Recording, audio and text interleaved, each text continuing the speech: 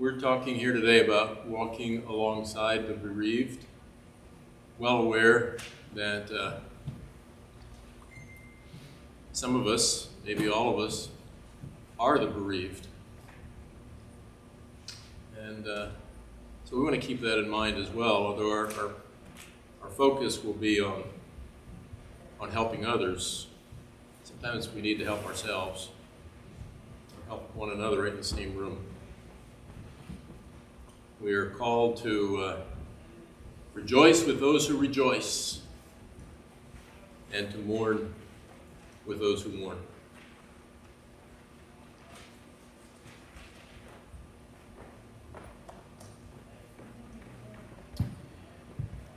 Praise be to the God and Father of our Lord Jesus Christ, the Father of compassion and the God of all comfort. Let's stop right there for a minute.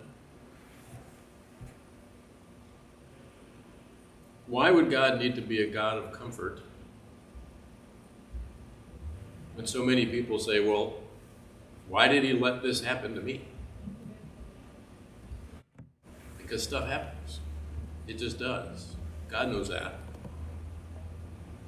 And so he's not only our protector and our Savior, but he's also our comforter. Yea, though I walk through the valley of the shadow. God does not keep us from ever having to walk through the valley of the shadow of death. But he walks with us through it. He's the God of all comfort who comforts us in all of our troubles, doesn't necessarily keep us from trouble, but he comforts us so that we can comfort those in any trouble with the comfort that we ourselves have received. Who are we? We know some of you. We don't know everyone in the room, I don't think, but we're not experts in grief. We're not highly educated. We've got some education. We have quite a lot of experience. Jim was a pastor for over 30 years, including 23 years right here. He's walked beside countless families as they've gone through grief and funerals and the aftermath of losing someone that they love very much. Personally, we have experienced the loss of Jim's dad, the loss of my mom and my dad. We also experienced a miscarriage, which is a loss. Some people would say no, but it's a real loss. We lost a lifelong friend to cancer at the age of 62. And we lost our son Gabe to suicide almost 4 years ago when he was 27 years old. So we've been in the valley of the shadow of death.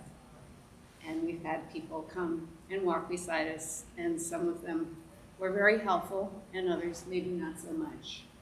Because it is possible to be good-hearted, well-intentioned, and unwise. And we hope maybe we can talk about a few things today that help us to be wise as we come alongside people who are grieving. The first thing to understand when you want to help someone come alongside someone who's grieving is, what's your task? What is it that you're actually doing? This is the way I like to express it. Your task is to create the space where healing happens. You are not the healer of someone with a broken, grieving heart. Kind of like a Band-Aid. I know there's a phrase, put a Band-Aid on it, and it's a negative phrase, like just cover something up and hope it'll go away. But I'm not talking about that. What's a Band-Aid really for? Well, there's a minor injury that's open, and if you want to help somebody, you might clean it out, put some disinfectant on it, put a Band-Aid over it, none of which heals it. The body heals itself. Even surgery, you have stitches. The stitches don't heal. They hold the body together so that it heals itself. Okay? So we're creating the space where healing happens, not being the healer ourselves. You're not going to fix somebody who's grieving. Some of you are fixers. Some of you think you do everything right and it's going to be done, right? You're going to solve the problem. Our goal is not to make grief easy. Grief is not easy. You may be the best come-along-sider that there is, who does all the things that right to help somebody walk through grief. You will not make their grief easy. We tried to come up with a word that's on the other side of this. Your goal is not to make it easy, but to make it healthy, to deal with it in a healthy fashion. Yeah, that word didn't fit quite right. Less lonely. Grief can be awfully isolating. I don't know. Maybe just help people to get through to a place of greater peace. There is healthy and unhealthy. I remember someone describing to me a woman whose husband had died, and she wept bitter tears every day for 25 years. Something's wrong there. I don't expect her to just, forget, but never reached a place of greater peace. Somebody else who just seems to, their loved one is gone, and then they just start sailing as if nothing ever changed. Something's wrong there too. That's not healthy. But there's a lot of room in between of helping people to get to be healthy in their walk through grief, just to get to a place of greater peace, and that's our task if we're going to come alongside people. So since we can't be the healer, a really good place to start is to pray, to ask the Lord to help you. If you're going to go visit somebody, if you're going to call them on the phone, even if you're writing them a note, just pray that the Lord will give you what you need to have to help that person at that particular time. We're going to go through a 3-step process today. Oh, I have handouts. Oh, handouts. Josh. Thank you, Josh. This is just so that you have the stuff that we're going to go over. You'll have it on a piece of paper in an outline form, and take notes on it if you want, but just so that the stuff that's up here and that we're talking about, you'll be able to see it. So there are 3 things that we want you to know, help you to know in today's session. So the first is, know the bereaved person, how to know what they're about a little bit, get inside their head a little bit, understand what they're doing. Knowing yourself, knowing what you can do, what you can't do, that kind of thing. And knowing grief, knowing a little bit about how it is for a lot of people. It's different for everyone, but we can learn some things that tend to be true for a lot of people. Other than prayer, we're going to talk about knowing the bereaved person. The single most important thing you can do to know and assist someone who is grieving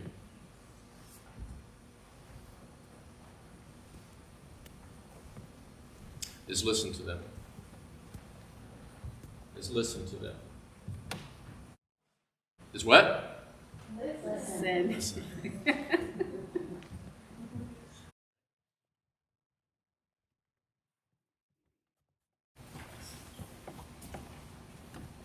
Yeah. Okay. I often used to say, "I'm fine, thank you," when people asked me how I was. Their response would just be to say, "Great," and on we all move. What I longed for them to say was, "I know you aren't fine, but one day you will be." To just know my pain was acknowledged and my aching heart was being heard would have meant the world. This is the gift we can all give to anyone who is walking the path of grief. Listen to their whispers and breathe life into aching souls. And actually, me personally, I would prefer that they didn't say, "But now you will be." Just say, "I know you aren't fine." When a few people did add that to me a couple of times, they say, "You're going to be fine." It's like, that didn't really help me now, because I'm not fine now. There are a lot of things that are true that are not helpful. Okay? You'll be fine. It's true. There will come a day when I'll be better than I am today. But that doesn't help me today in any way, shape, or form.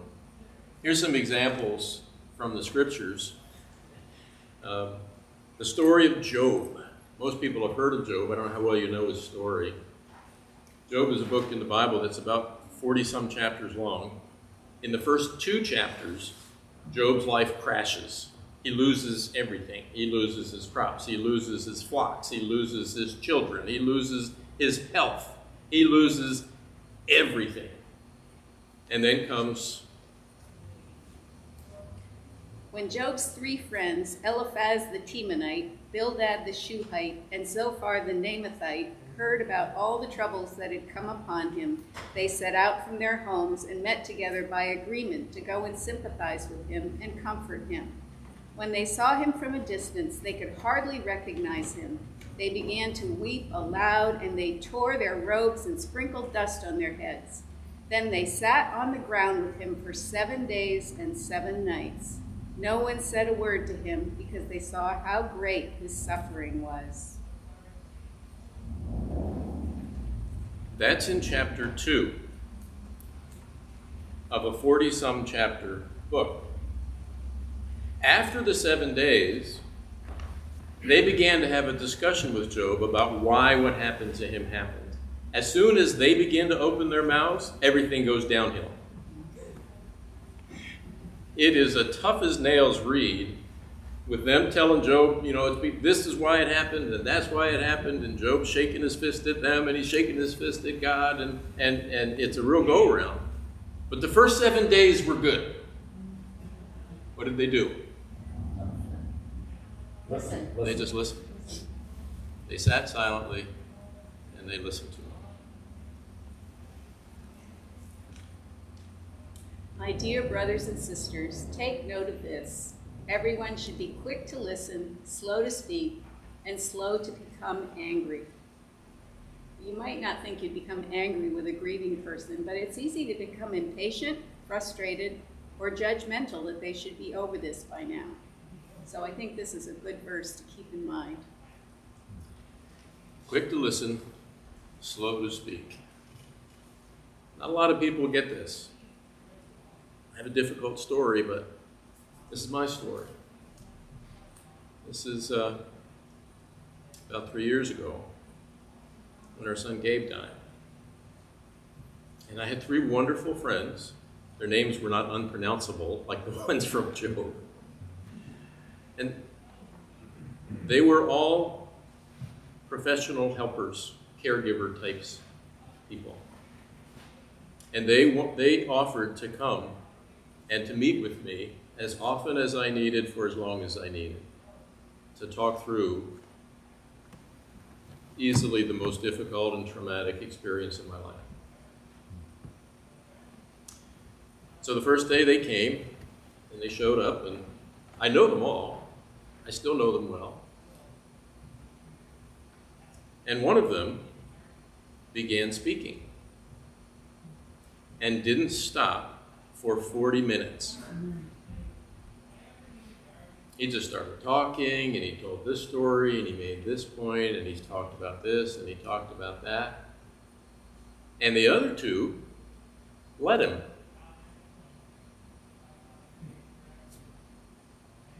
I cannot remember a single thing that fellow said. What I remember most is that after 40 minutes, I interrupted him in mid-sentence and said, "Stop it! Stop it!" I was the one who was angry that I had to make him stop because he didn't know anything about what was going on inside of me. Those are 3 really wise, compassionate, loving, caregiving people. But they didn't understand this one thing. If they won't listen to me, they will never help me. Lots of times we just want to fill up the silence with something. Maybe we're so uncomfortable that, I really don't want to let you talk because I'm not sure what you're going to say and how I'm going to deal with it. don't put yourself in that place. If you can't deal with it, don't go there. All right? Oh, I'm getting ahead of myself. Listen. Listen. Listen. Whoops. This can be your motto. When you can't look on the bright side, I will sit with you in the dark. Okay? If you're helping someone in grief, let this be your motto. A few ideas to help with good listening is to be present, to be giving someone your full attention. Don't avoid people. Sadly, we have a friend who lost a son, and he would go to the grocery store and he'd see people that he'd known for years turn around in the aisles and walk the other way. And, you know, we get it. They don't know what to say. But they were just making him feel worse and more isolated and more alone. So, you know, don't avoid people. You don't have to say much of anything. You can just say hi.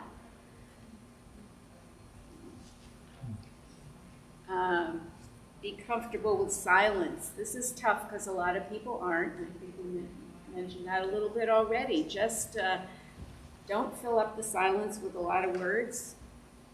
Talk slowly when you speak. Leave lots of space for the person to speak. And maybe they won't. That's okay. But give them a lot of opportunities.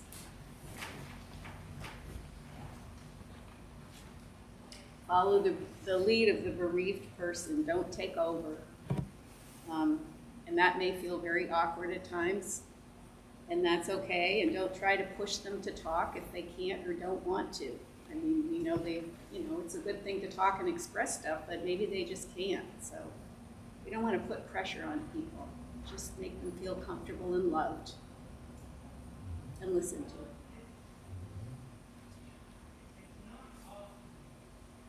Keep your advice to yourself. Okay? Now, backing up one, follow the person's lead. And if somebody, may think that you have something to offer and they ask you for it, okay, that's one thing. But to be, offering advice, you should do this, you should do that, you should do the other, rarely is helpful. Rarely is, and you may really know what you're talking about, and maybe it would be better if they did that. But if you can give them the space to ask for it, then you know that they're ready for it. The other thing is to keep your grief story to yourself. If I'm grieving, I really don't want to listen to your story about grieving. Now, I don't mean entirely necessarily. I lost my dad 12 years ago, and a couple times since then I've talked with people who have recently lost their father, and all I've said was, I lost my dad too. And all that tells them is, I have some idea of the turf you might be walking on, but your dad is not my dad, your grief is not my grief, your relationship with your dad might be different than mine. Okay? So I'm not trying to tell you my whole story if it has to be your story. I'm just giving enough so that they might be able to understand that I can empathize. But oh, you lost your dad? Well, let me tell you about when I lost my dad. And yeah, they're not going to remember what you say any more than I remember that guy who was a part of that threesome. So again, what we're talking about is listening. Is listen. Always lead with listening. It's important if you're going to be a helper to know yourself. Who are you? And who are you in relationship to that person? There's an interesting explanation called ring theory that was proposed by a couple of psychologists, Susan Silk and Barry Goldman. And it looks like this. I hope you can see that. I don't know if you can see that well enough. It looks like a bullseye, and there are different concentric circles, and they represent layers of closeness of relationship. So in a grief situation, in the middle is the closest family members of the person who has died. The next circle might be other family, okay? Other people who are close to them and love them as well, but maybe not quite as close. And then we're getting further away, friends, neighbors, and out on the outer ring, co-workers. Now everybody's circle is going to, these labels are just very generic. They're for an example for you, but to think about, if you're trying to help somebody, where are you in relationship to that person? Are you very, very close to them? Are you further away from them, right? And then here's the key to how ring theory works. You are allowed, according to ring theory, to give support to people who are closer to the middle of the circle than you. All right? So if you're a coworker and you have another coworker whose wife has died, then offer support. If they're your neighbor and their wife has died, offer support. However, you lost somebody too, right? You lost. If you're a neighbor and of a husband and wife and the wife dies, you lost the neighbor. So you might be experiencing some grief of your own. Get support from someone who is further out from the middle of the circle than you. The arrows are the key here. You give support to someone who is closer to the middle of the circle, and you get support from people who are further outside the circle than you.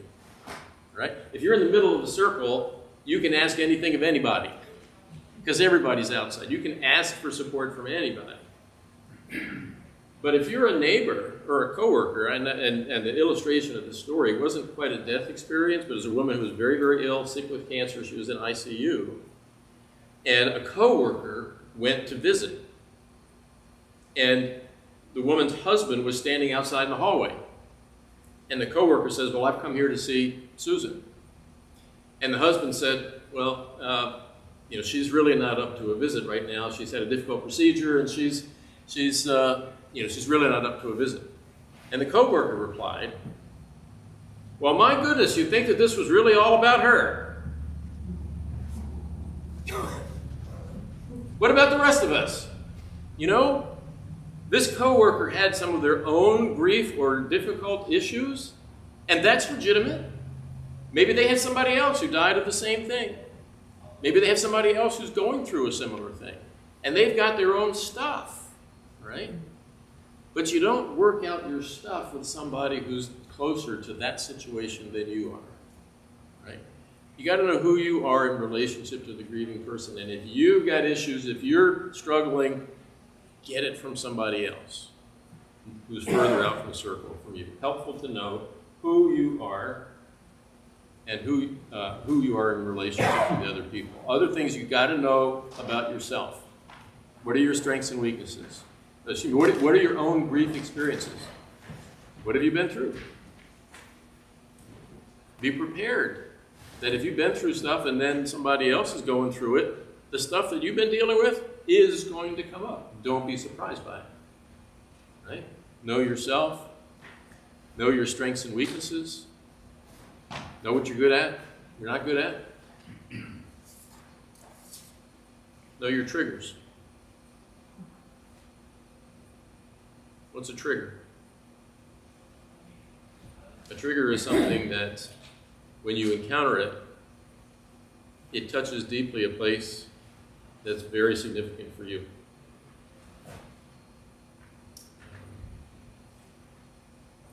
It's really helpful if you know that going in. I have a trigger, at least one. My trigger is CPR. Why is CPR a trigger for me? Because when my son died, I gave him CPR. Tried to save his life. Didn't work. Anytime I see CPR,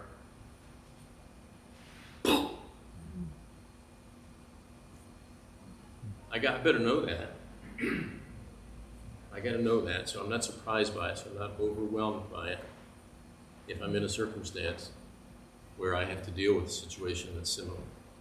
What about you? Know yourself going into a situation of help.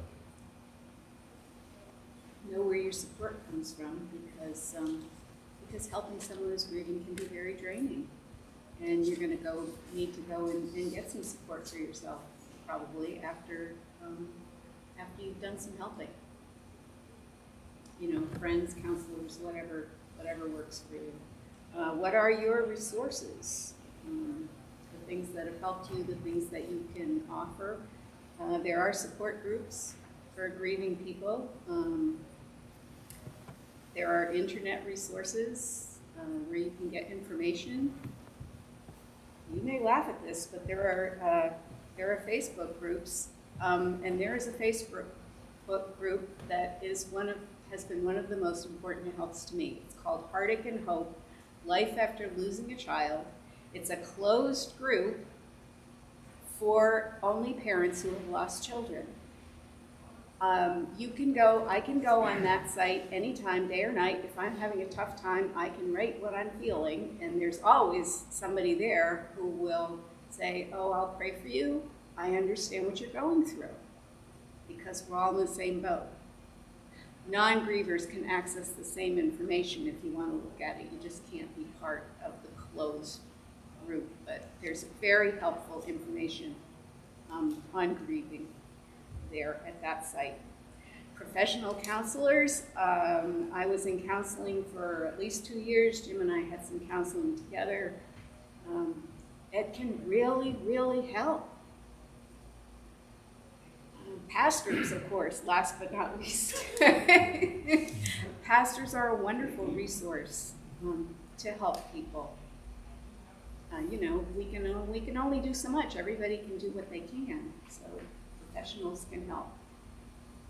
So remember that so if you know these resources, you can offer them to someone else, but these are also resources for you. You know, if Kevin is walking alongside of somebody who's grieving, and then Kevin needs some support, what can Kevin do? Pastor Josh, I'm struggling, right? Know who your support is. Know where you can go to get help, and also where you can assist others.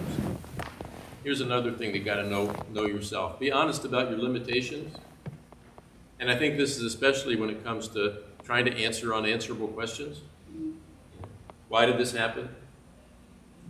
Why did God do this to me? If you do know the answer to that question, I want to talk with you after. Because I don't. Right? Don't try to go where you can't go. Don't try to answer questions you can't answer. Know what your limitations are.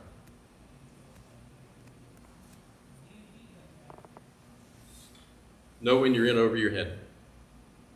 This is so critical. And some of us don't like this, but listen. How many people have ever been to a doctor?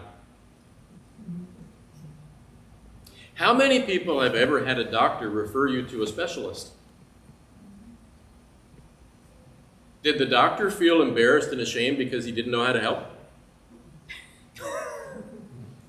No. The doctor said, okay, you came to see me, but what you really have is a bunion, and you need to see a podiatrist. So, off to the podiatrist you go. What did he just do? He referred to someone who could help in your situation better than he could, right?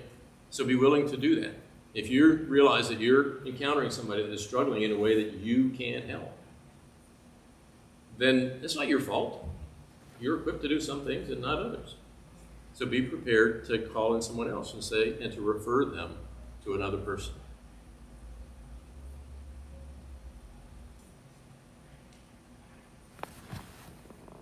Maybe you're not equipped to do this kind of ministry or helping.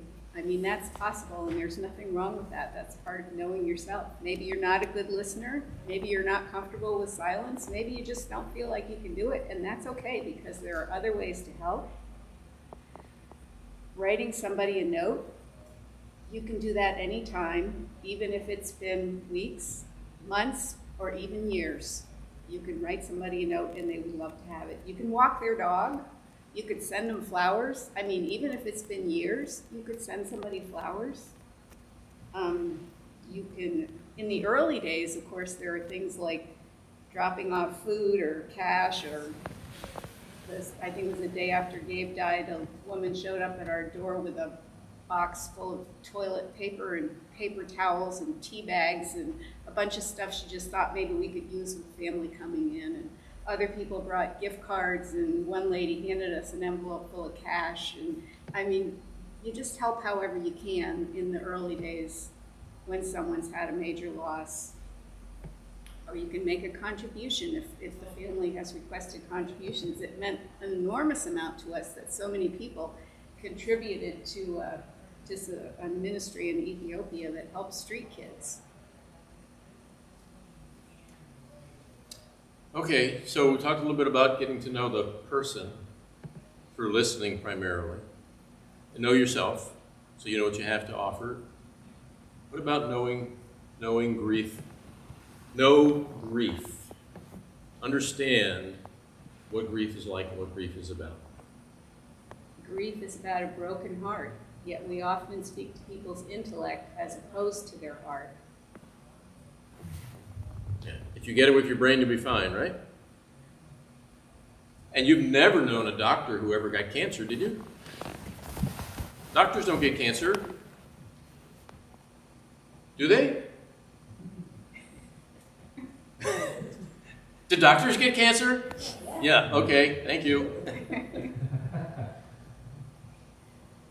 Grief is not a disorder, a disease, or a sign of weakness. It is an emotional, physical, and spiritual necessity, the price you pay for love. The only cure for grief is to grieve.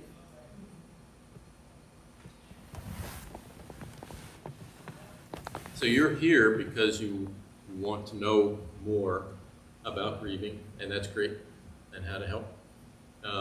We just encourage you to continue the process of getting educated about grief. There's a lot out there. One of the earliest most well-known books about grief is by a woman named Elizabeth Kubler-Ross. She wrote a book called The 5 Stages of Grief and talked about denial, anger, bargaining, depression, and acceptance. I'm not going to talk much about, I don't want to really say anything about those except one thing. I've always wished that she had chosen a different name for her book, and that she had called it The 5 Aspects of Grief rather than The 5 Stages of Grief. Because when you talk about stages, stage 1, stage 2, stage 3, stage 4, stage 5, and then you're done. Right? Okay? Well, grief doesn't happen that way. It's more like pinball. You ever think of an old-fashioned pinball machine, and you got the flippers, and you got the little targets up there, and just imagine targets 1, 2, 3, 4, and 5, and you're flipping that ball around, and you go 1, 4, 3, 2, 3, 2, 3, 5, 2, 3. You ever played pinball and went 1, 2, 3, 4, 5? No, it doesn't happen that way, and grief doesn't happen that way. So these 5 aspects of grief are legitimate things that people experience, but the thing that they are not is stages. And grief is not the same for everyone. This is one of the things that's dangerous. You know, have you ever heard of this expression, I know just enough to be dangerous? If you think you know something, especially about grief, and then you just try to impose that on people. I heard the story once of a woman talking to a nurse, and the nurse was explaining about struggling with people dealing with grief on her nursing floor. And she said, you know, there was these people, there was a room down the hall, and somebody died, and the whole family was there, and they were weeping, and they were wailing, and they were hugging one another, and they're just about falling on the floor. There's this big hubbub over this person who died, and it was so disruptive. What can I do in that kind of situation, the nurse says. And the woman she was speaking with said, I have an idea for you. A about how you can be a real big help to this family. You got any Valium behind that nurse's station? Yeah? Great. Why don't you take some so that you can calm down and let these people do what they need to do? Their way of grieving was not this nurse's way of grieving, but the person that it was disruptive to was the nurse, right? Grief is not the same for everyone, and you need to accept as you're walking beside someone that not all people are like you.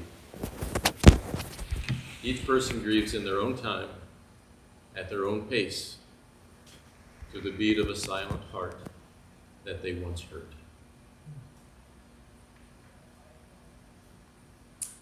Grief is chaotic, not linear. Like we've already talked about the pinball machine. It's not a neat progression, and you're never going to know when it's over. Probably never. It'd be over completely. It changes. Let's have some quotes that make some of these points, and you may not be able to read them because this is a pretty small screen, so Caryl will read them for you. If there's one thing I learned about grief, is that it always surprises me. Disappearing 1 minute, returning with a vengeance another. Sometimes it surfaces in tears, other in anger and apologies. I don't understand. The smallest trigger, a similar laugh, a song, a place you drive by, and in an instant it feels like you were flung into a time machine, transported back to that moment when the time stood still and they were standing next to you. Chaotic. Disorienting. Just can throw you for a loop. Grief is like living two lives. One is where you pretend everything is all right, and the other is where your heart silently screams in pain. It's draining and exhausting. We went on a sabbatical. Our church in Lindenville gave us a sabbatical after Gabe died. We were there for 6 weeks as over in a cottage in Maine, and we slept 9 or 10 hours every single night. We were just exhausted from grieving.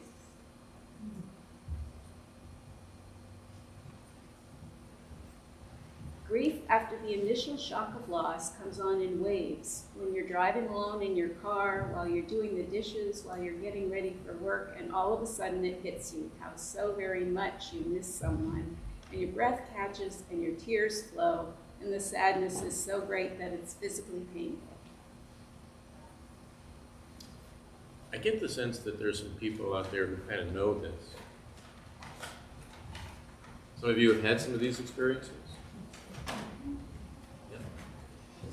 I guess kind of a big part of what we wanted to do in this presentation today was tell you that you're normal. Okay? And the experiences that you may have had that are similar to these doesn't make you crazy. It makes you normal. This is what it is. This is what it's about. Grief is not over in a hurry. So you can keep showing up, keep calling, keep stopping by, keep checking in. Sometimes you cry even when someone you love has been gone a long time.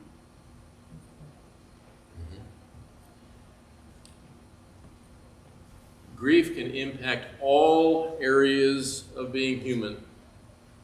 And what I mean by areas of being human, your energy level, your ability to think, eating, sleeping, how well you handle relationships, your attention span. And it can affect them, some of these, as I say, in either direction. For instance, energy level. Some people just don't have any. And some people get kind of manic.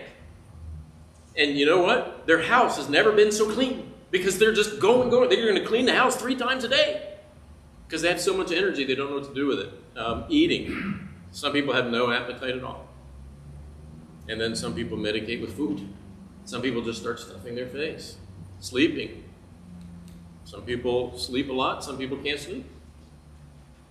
Thinking. Can't remember your own phone number, can't do simple arithmetic. I have one person I was talking with about this, and their husband had recently died, and this was 25 years ago. I've never forgotten this one sentence, and it just describes everything to me about this particular point. I said to her, sometimes you can't think clearly. And she said, oh, does that explain why I was standing in front of the open refrigerator looking for my blue shoes? Yeah, that's it. That's it. And what happened up there? I know you can't see this too well. This is your brain normally. Normally you can handle many things at once, and what it says there is it's got some scrambled eggs, sunny side up, dude, it's a beautiful day, hey, some life is sweet strawberries, we got some tasty, delicious sausages, we got bacon, sizzling bacon, my cup runneth over with goodness, and you can handle all of this in your head. That's a woman's brain. This is your brain on grief. And it says, sorry, ma'am, scrambled is all we got. And over here in the corner, this is your cognitive ability that's left over to do one of the three following things. Get dressed, write a grocery list, drive to the store. Pick one. Pick one. Okay? Preferably, if you didn't pick get dressed, don't drive to the store. Okay? All right? But these are not normal times. And so, if this is true for you, but if you're coming alongside someone, there's some ramifications of this. I oftentimes tell people, just don't expect much of yourself. You're not firing on all cylinders. You're not operating at peak efficiency. Don't expect too much of yourself. Avoid dangerous tasks, like driving. Or if you can't avoid it, most of us can't avoid driving, but hey, be extra careful. I tell people, don't operate heavy equipment. And one of my most frightful times was a guy who worked alone as a logger. And then his dad died. And the last thing I wanted for him to do was head back into the woods. Because he's just not sharp. He's a very sharp guy. He's a very good guy. He's a good logger. But man, under the circumstances, it's one of the most dangerous occupations there is anyway.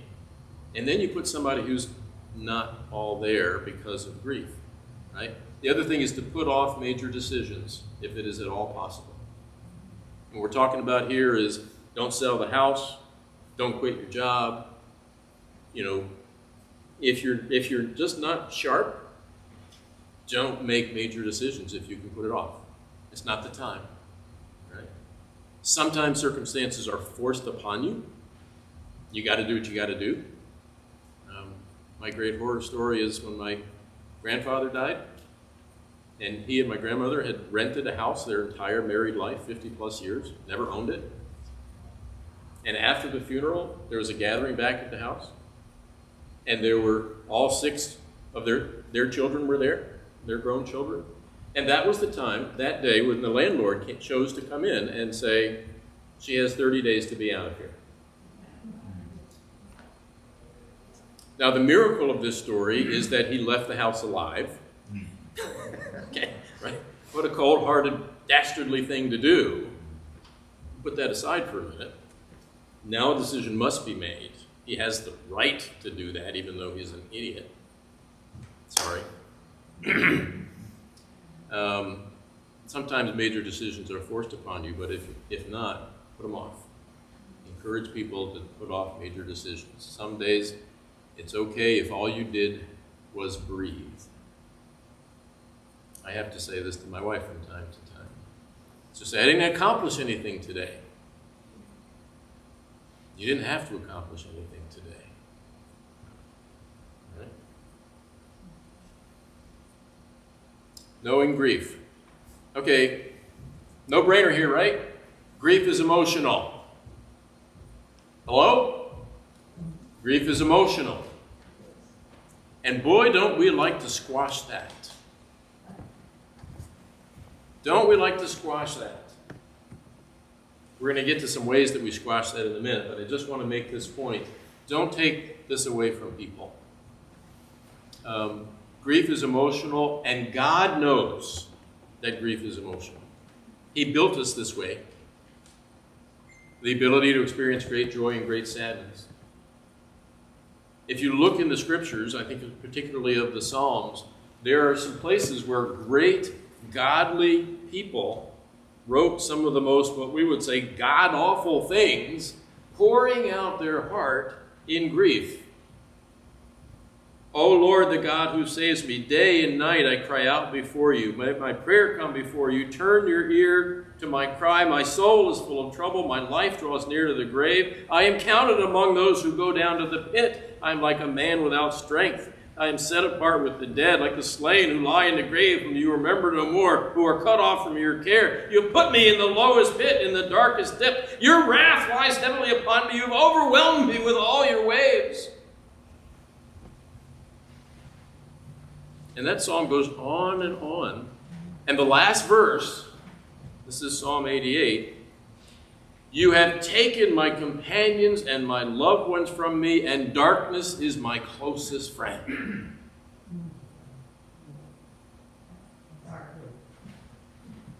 Somebody's grieving big time. What did they do with their grief? Did they turn off their emotions? No. They poured them out before God, and God chose to include it in his word. Why? Because he wants to acknowledge for us that that can be us too. There's a whole book in the Bible whose name is Lamentations. Book of Lamentations. Lamentations is like crying out agony. And the guy was Jeremiah. He was in agony. His city had been destroyed, and people carried off captive, and he was hurting, and he wrote a whole book about it. It's called Lamentations. It's in here. What does that tell you? That God understands that we have hard times. So don't take that away from people. Don't take that away from people. C.S. Lewis, when his wife died, he's the author of The Lion, the Witch, and the Wardrobe and the Chronicles of Narnia. No one ever told me that grief felt so much like fear. It's deeply emotional. What is the number one thing we do to cut off people's emotions? Whoops. We offer them platitudes. Sayings that we give to grieving people that basically translate as, don't feel bad. Don't feel bad. You've never heard a conversation that sounds like this. Person one, I feel bad. Person two, you really shouldn't feel that way. Person one, oh, thanks for the info, I feel better now. When has don't feel bad, or you should not feel that way, ever helped anybody? One of the most useless statements in the English language. You don't think so? Listen to these. And you get to react to these. This is audience participation time. All right? Here are some platitudes, and we'll offer you some platitudes, and I would like for you to respond. So don't feel bad. Okay? You with me? All right, here's a platitude. Time heals all wounds. So don't feel bad. The Lord never gives us more than we can handle. So don't feel bad. Big boys don't cry. It was God's will. It's time to put that behind you.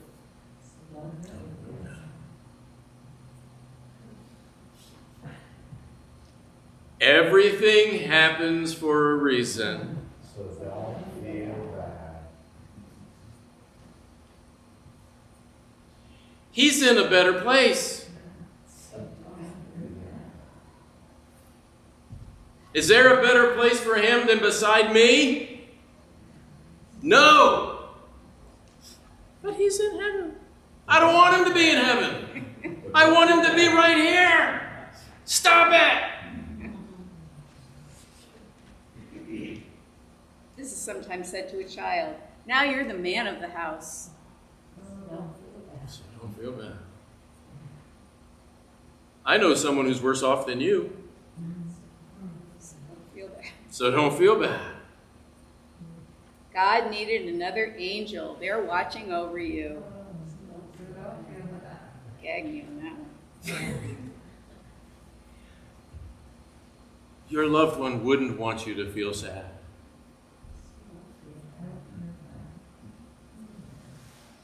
At least you had them, or they're not suffering, or at least.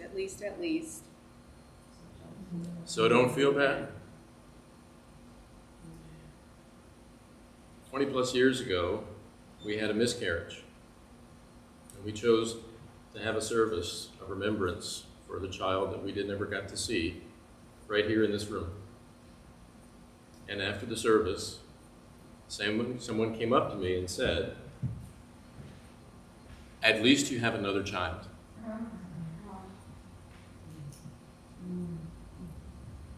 So don't feel bad.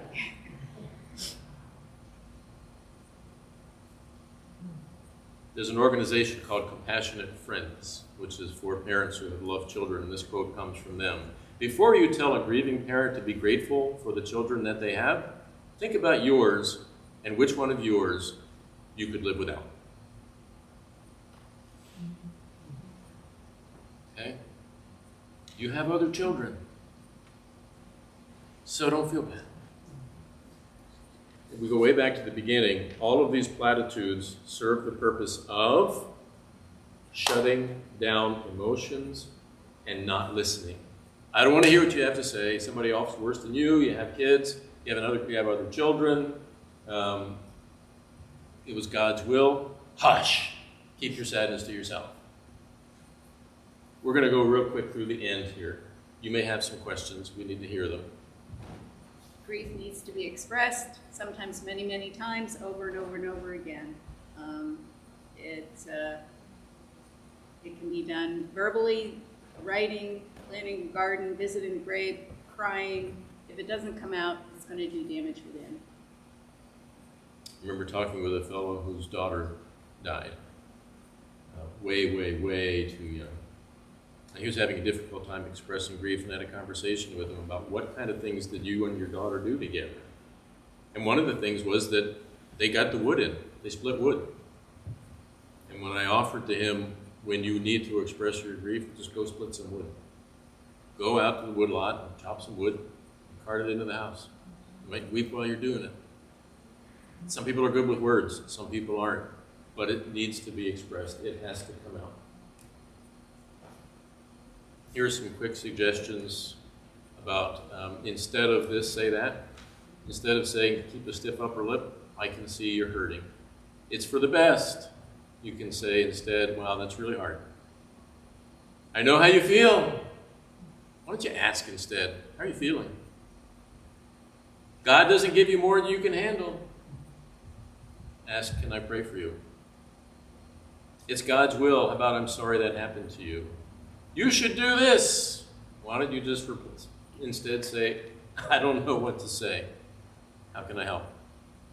You'll get over this in no time. No, give yourself time. Give yourself time. Instead of you'll be fine, I'm here for you. These things make a huge difference. I remember I used to be a school teacher. I used to teach 5th grade.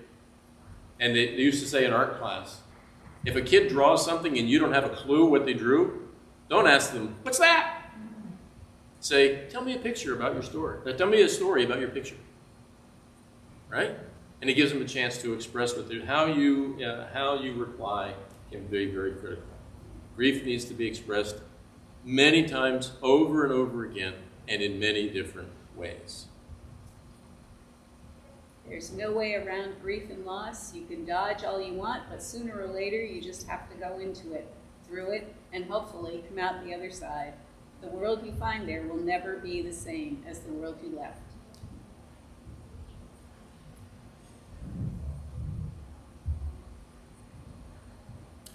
Grief never goes away.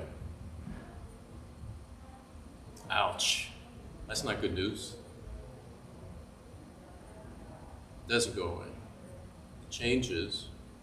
There's a time when you can come to peace with the new circumstance of life without that person.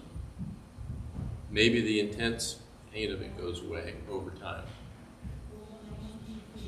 The reality is you will grieve forever. You will not get over the loss of a loved one. You will learn to live with it. You will heal and you will rebuild yourself around the loss you have suffered.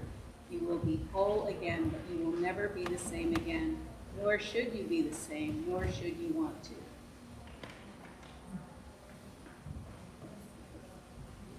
Here's a great gift that you can give if you're coming along with someone who's lost someone. Tell memories of them. We're always happy to hear about the person that we've died, that has died, and know that someone remembers them. Sometimes somebody will send us a picture of Gabe that we've never seen. What a thrill that gives us. My dad, too. I got some pictures of my dad I'd never seen. It's like, this is just wonderful. Somebody remembers my dad. Sometimes we're afraid, oh, I don't want to bring it up. I don't want to make them remember this hard thing. They never forgot. They never forgot. If you know someone who has lost a very important person in their life, and you're afraid to mention it because you think you may make that person sad by reminding them of someone who died, you're not reminding them they didn't forget. What you're reminding them is that you remembered the person that lived, and that is a great gift. End. Goal. What is the goal of grieving?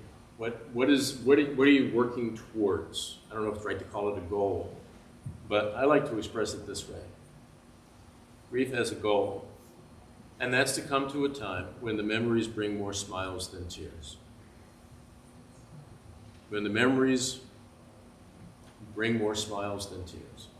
Notice what I didn't say, that there are no more tears. But when you're able to have gone through it enough and have told the stories enough and expressed your pain enough, that you come to a place where every time you think of that person, it doesn't make you weep sometimes, it makes you smile more. All right? That's what you're heading towards. And how do you get there? Remember to pray. Remember to listen. Maybe if everything we could say today was summed up in one expression, it would be this one. Zip it! Right? Open the ears and listen. Thoughts or questions that you have? I know we've gone pretty long and we're almost out of time, but we want to give you a chance if there's something that strikes you about this presentation or about grief and about helping.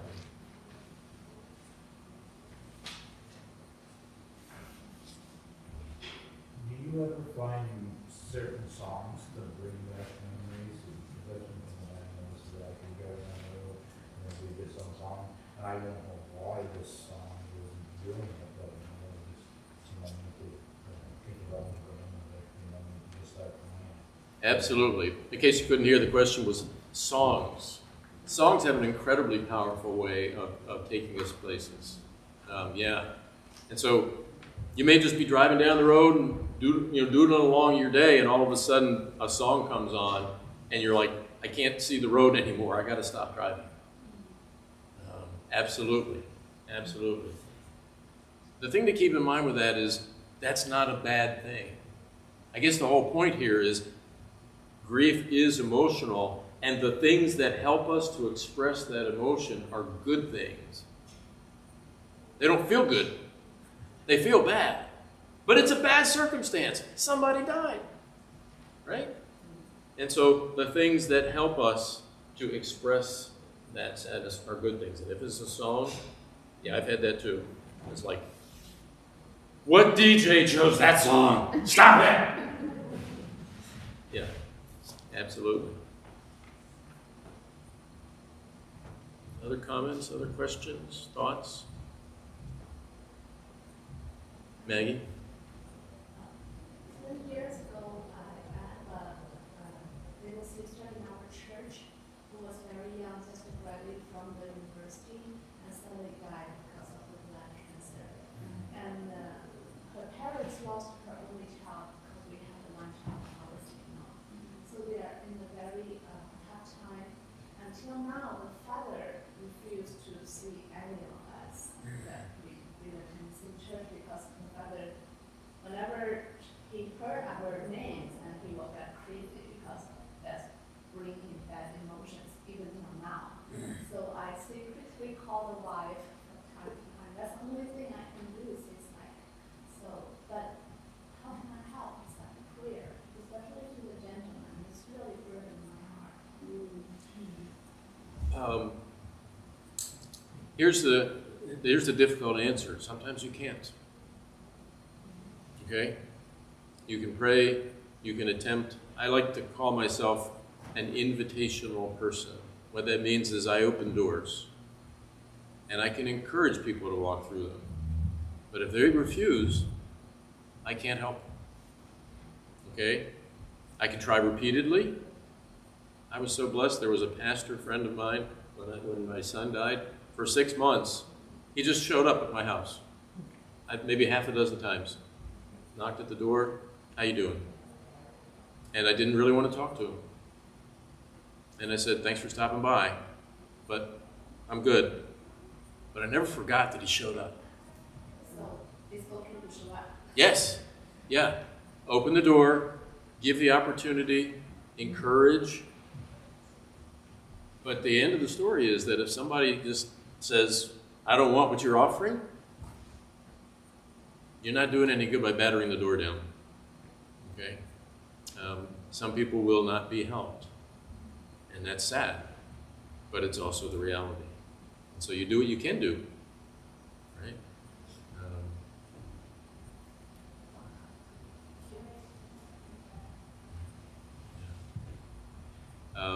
We're supposed to be done at 4:30, and it's 4:30.